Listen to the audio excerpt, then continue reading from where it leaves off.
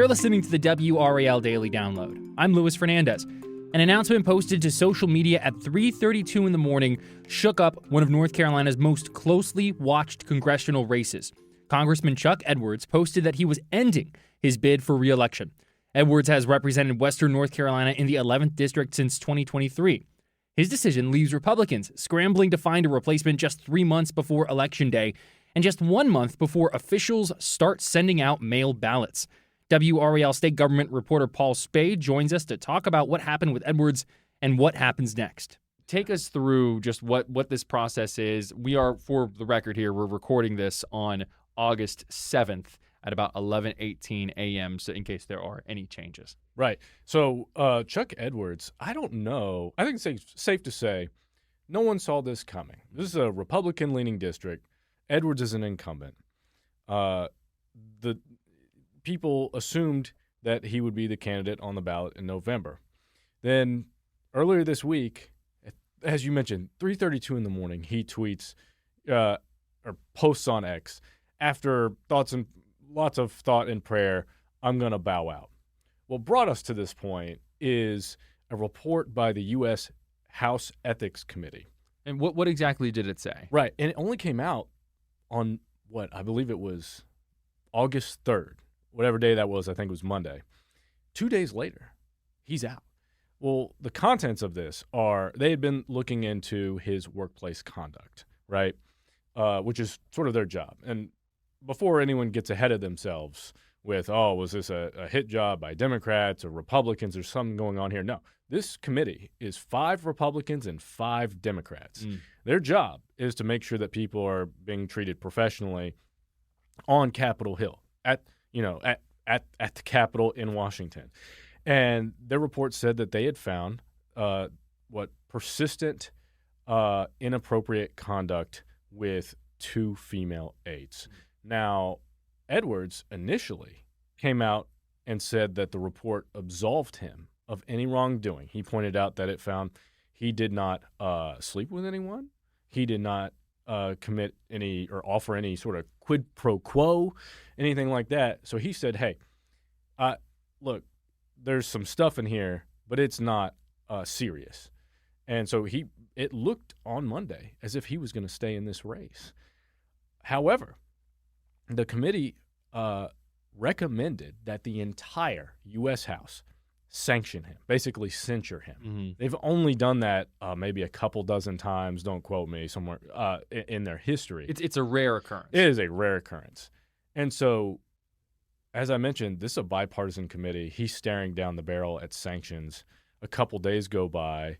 I assume what happened was other Republicans in Washington, perhaps here in our state, in our party, made a call to him and said, hey, man, it doesn't look like you're going to pull this out, especially if they censure you. It'd probably be better if we can get someone else in your place. And his opponent, Democrat Jamie Ager, he's a farmer down there in the Asheville area where this district is, and he had outraised him in fundraising. And so, again, Republican-leaning district, but Ager was doing all the things you need to do to make it as close as possible. And so Edwards dropped out. That led us to where we are. Wow. A whole lot of drama there. And the timing of it, very interesting, the way it unfolded with that post so early in the morning. So we've kind of discussed what this ethics committee came out with and its impact on Edwards, his decision. Now, if we look at the big picture at the actual election, because he is up for re-election here in just a couple of months now, what can Republicans do to replace him on the ballot? How does that whole process work? Right, and it's a little convoluted, but first thing people should know is he can be replaced. You can replace his name on the ballot. There have been other races across the U.S. and in North Carolina where someone has to bow out, but because a deadline was missed, their name still appears, and the results aren't, get sort of muddled. Like right. People cast their ballots for the wrong guy or whatever. That's not going to happen here so long as the Republican Party nominates someone in short order, frankly. And they plan to do that. What will happen is the Republican Party has a bunch of committees across the state in each congressional district, in his district, the executive officers of that 11th district committee for the Republican Party will nominate someone, and they'll take Edwards' place. And so, it's members of the Republican Party who are involved, and they show up to these meetings, and they participate. And, I mean, this is probably among the most important things they'll ever do for being involved with the party. But they already had a meeting scheduled for August 10th. They plan to repurpose that meeting. Whatever they were going to do, they're now going to do this and nominate someone to take Edwards' place. We've seen this happen across the country here over the past few months with different races and different, whether it's for Senate or for House or so. This is not out of the norm. There are policies in place.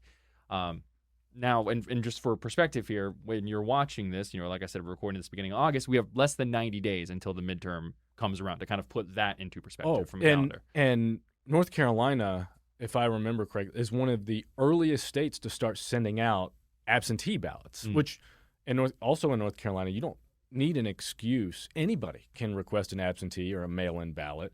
So if you or I wanted one, we could go to, our local elections board, say, I want an absentee ballot. They start sending those out, I believe it's September 4th. Wow. So in less than a month. So Edwards was off the ballot, and ballots were starting to go out in less than a month. That's sort of how crazy it is. Set aside all the drama, the ethics committee, the ethics committee, and all that. Just the fact that they have to find a replacement for him less than a month before ballots go out is wild to me. So you mentioned the replacements. I know you've been hard at work trying to figure out what this looks like. Do we know who's going to be trying to put their hat in the race for this seat? Who is there anyone in particular that we should be looking at here? Yes. There were three names to come out at first. Edwards faced an opponent in Adam Smith in the Republican primary. People had their eye on him. He could go to the executive committee in that district and say, hey, I was the runner-up. Maybe I have the rights to this place. Sure. I don't know if he's going to do that. We checked his Facebook. We tried to contact him. He has said, appears to be leaving the door open, but he hasn't come out to this point and said, I'm running for it. A couple of state senators out there both said they're interested. One is Kevin Corbin. He changed his mind within 24 hours of saying he was interested, said, never mind, I'm going to stay in my current district. That leaves Tim Moffitt. He is the chairman of the Senate Regulatory Reform Committee. He's sort of seen as an up-and-comer in the state Senate on the Republican side. He appears to be the front runner at this point. And personally, in my own personal opinion, that's I don't want to get in trouble with any betting, but that's who I would expect to get the nomination.